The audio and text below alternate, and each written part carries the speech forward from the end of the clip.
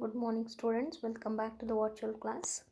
In today's class, we are taking up with the concept classification and tabulation of data. Okay, so let us start the class.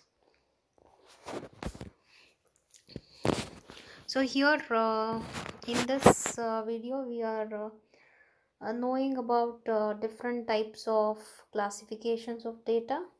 Okay, so as well as few important terminologies with respect to classification and tabulation of data. Okay, so the first thing is statistical unit. So here a statistical unit is a measure of variables or attributes selected for enumeration, analysis as well as interpretation. So here statistical unit means it is a measure of variable or attributes which are selected for enumeration purpose, for analysis as well as for interpretation.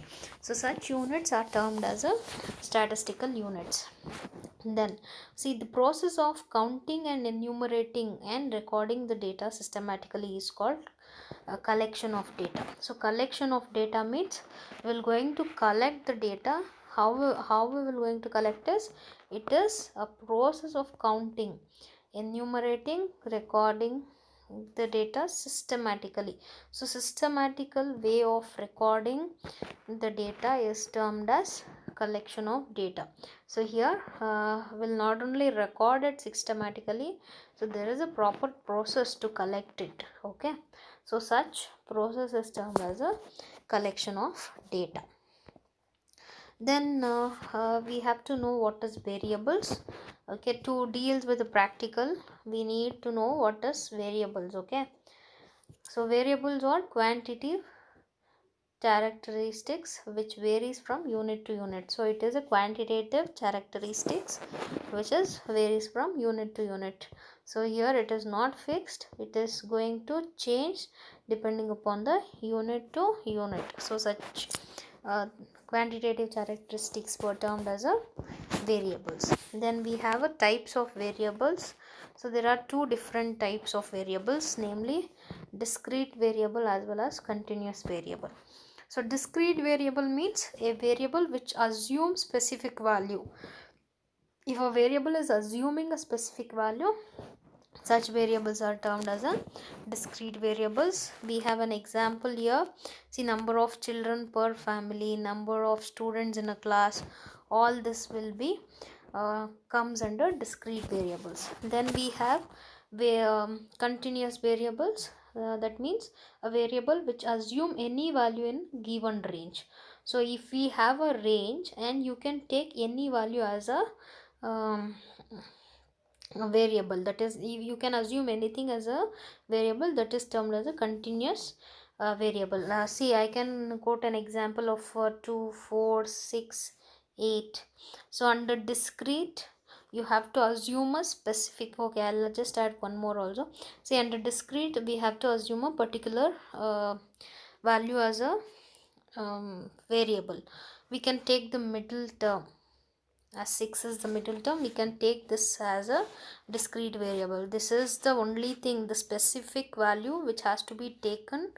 Okay, that is termed as a discrete variable if you are choosing a specific value. Under continuous variable you can choose any one of this. We have 5 different terms, you can go with any number. Okay, so we have a 5 different range. So in the range you can choose any one, you can assume anything, that is termed as a continuous variables. So under the continuous variable we have height, weight, income, etc. Okay, so this is with respect to types of variables. Then we have certain essential requisites with respect to statistical units. Okay, so the very important essentials which has to be required to have an effective statistical unit means which includes the following. First thing is, it should be simple to understand. See, even a common people who doesn't know anything about it can also be able to understand what it is exactly. Not, at least he can able to draw some conclusions. Okay, so that way it should be simple to understand. Okay, it should not be a complicated one. it should be simple and it must be specific.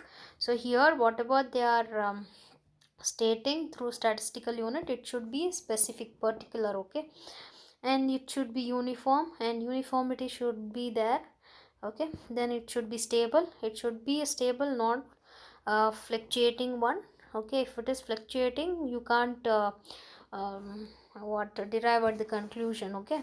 So that's why it should be stable. Then it should be appropriate to the inquiry, whatever the inquiry query you are conducting, it should be appropriate for that, okay. Then it should be unambiguous, so it should okay, it has to be unambiguous in nature.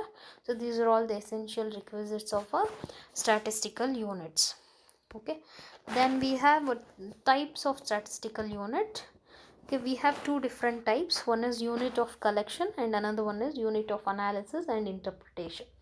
So as name it suggests, so here there are units which are used in collecting the data, okay. Such things are termed as unit of collection. Whatever the units will going to use at the time of collecting a data, such things are termed as units of collections, okay. We have different types of unit also, like for collection of data, simple unit, composite unit and complex units. So these are all the different units to collect the data.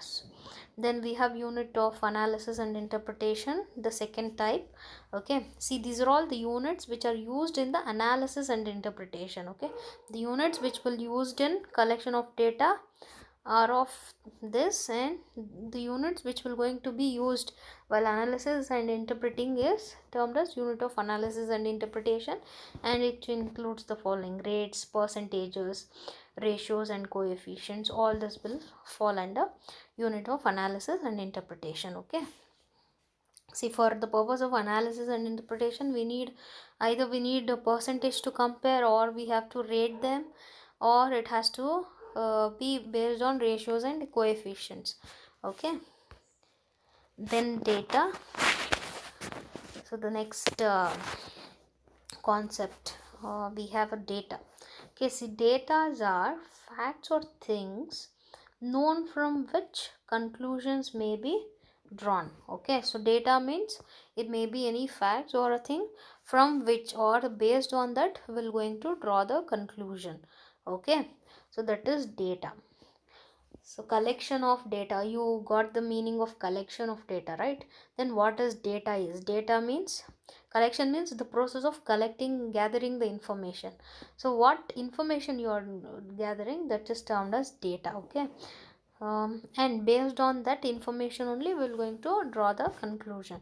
So that is termed as a data. Data, it may be a fact or a thing, okay. Based on that we are going to draw the conclusion, okay. Census or sample techniques is adopted in collecting the primary data, okay. Data are also have different types. We're going to discuss that in the coming slides, okay. So raw data has to be converted into proper form such as tabulation, frequency distribution, etc. before any interface drawn from it. So here whatever the data you will going to collect, it has to be properly arranged. How we will going to arrange? Based on tabulation or a frequency distribution, so that it will be easy for you people to interference, that means to draw conclusions from the gathered information is easy if you are properly arranging a data, okay. Then the next concept is primary, the different types of data. As I told you, we have majorly two different types, primary as well as secondary, okay. So primary data, see, the data which is originally collected for the first time, okay. If you are collecting a data originally for the first time, such data is termed as a primary data. It may be by investigator himself or his agent for a predetermined specific purpose, okay. For what is the sake of collecting the data is for a predetermined specific purpose. The data which is collected for the first time or the first hand data are termed as a primary data, okay. We have another meaning also here. The data which are originally collected for the first time are called primary data. Very simple. The first hand data are termed as a primary data. Okay. Then what are all the different sources of collecting primary data? Is it includes the following, like direct personal investigation or interview. See, if you are directly interacting with the people to collect the information, so such kind of data will be treated as primary data. Then indirect oral interview, that means indirectly if you are conducting any oral interviews, okay, like through some surveys or through some questionnaires, if you are collecting the information, is that is indirect oral interview. Then information through local agencies, if you are getting any latest informations by the local agencies, okay. Or mailed questionnaire method. Mailed questionnaire means you will going to choose a certain set of or certain groups of people, that is certain areas of people, and you will going to post some common questionnaires to their mail, okay, so that they're going to reply to your mail. That is mailed questionnaire method. Okay, how you are going to choose the people is based on the information, what information exactly you are expecting. Based on that you can going to choose the people. Then schedule sent through enumerators. It can also be through a schedule which has been sent through the enumerators. Okay, so these are all the different sources of collecting primary data. Okay, then the next one is secondary data. Secondary data is basically a complication of existing data. So whatever the existing data we have already have, if we are using it again for some purpose, that will be termed as a secondary data. The existing data is termed as a secondary data. That means the data which has already been collected by someone else are called secondary data.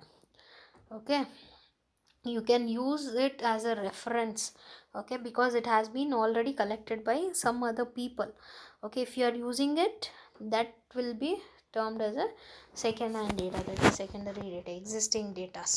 So example for secondary data, it can be the information from a newspaper, magazines, okay, all that will come under secondary data. See, under secondary data also we have two different categories. One is published source, okay, and another one is unpublished source. Okay, what is this published and unpublished, we are going to discuss. So if there are number of government and semi-government organization which collect statistical data relating to business, production, agriculture, currency, health, etc., and publish their findings in statistical reports on a regular basis, okay, these publications serve as a very powerful sources of secondary data. Secondary data should be used with caution. Why? Because there may be a chances of you may get confused, or whatever the information you are not you are collecting, it may not be appropriate, or it may not accurate. Okay, so that's why you should be careful while going for secondary data. Okay, so investigator must be satisfied regarding the reliability, accuracy, adequacy and suitability of the data to a given problem under investigation it includes. Okay, such data are termed as a, that means whatever the data you are getting through some government or non semi governmental organizations, that is termed as a published sources. Okay, it includes the following: government publications, like published by international organizations, publications of research institutions, reports of various committees, newspaper, reputed magazines, periodicals and journals. All this will come under published sources. Published means they are publishing and we are referring it. Okay, but unpublished is like here statistical data, it need not be always published one. Okay, some organization they'll keep it, they don't want to publish the details with respect to their organizations. Okay, that is comes under unpublished sources. Okay, so like see the data which are not published or available in office file and records maintained by the business enterprises who may not like to release their data to any outside agencies. Okay, That means you have to visit that particular organization if you want any information from that.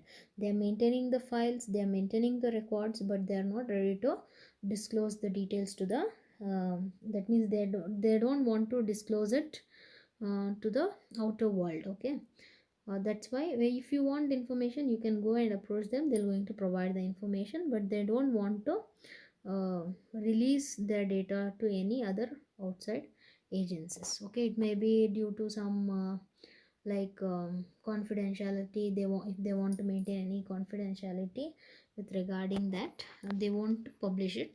And if the people want it, means they're going to provide. Okay, such data may be used if necessary. If it is necessary and if you want it, means they're going to provide the information. That is all under unpublished sources. And there are certain differences with respect to primary data and secondary data. So here primary data means the data of original data. Collection of original data for the first time is termed as a primary. Existing data is termed as a secondary data. Then it is collected by the investigator. It is compiled by person other than the person who has collected it. That means you don't know who has collected it, but you will going to compile it. Okay, then it is relatively more costly. See here, you, as you are a first timer, um, you are collecting a fresh data, means you have to spend money. Also you have to visit, if it is of a direct interview, you have to visit the people place, you have to talk to them, you have to spend a lot of time with them, right? So it is quite costlier. Okay, any method of primary data, you can take any ways of primary data. Either it may be a mailed question and method, for that also you have to spend money, right? So but when it comes to secondary, it is less costly. Why? Because it is all available in the newspaper, journals, magazines. You can easily get it. The cost, what you are spent is less compared to whatever the people who are going to spend for the fresh data. Then it may be used directly for the purpose of inquiry. You can use the primary data for directly uh, okay, for any purpose of inquiries. But when it comes to secondary data, it may require certain adjustments to suit the purpose of inquiry. So you need to alter, or you have to make certain adjustments to suit the purpose of inquiry. Then it's more reliable as the data is fresh. Its reliability rate is less. So here, why it is more reliable is you are collecting information what you want. Okay, here what is available, from that you will try to collect the information what you want. So reliability rate is less in secondary, and it is fresh, and it is more in the primary data. Okay, so this is all with respect to the today's class. Hope you can able to understand the concept what we have discussed today. Thank you for watching a video. Have a great day.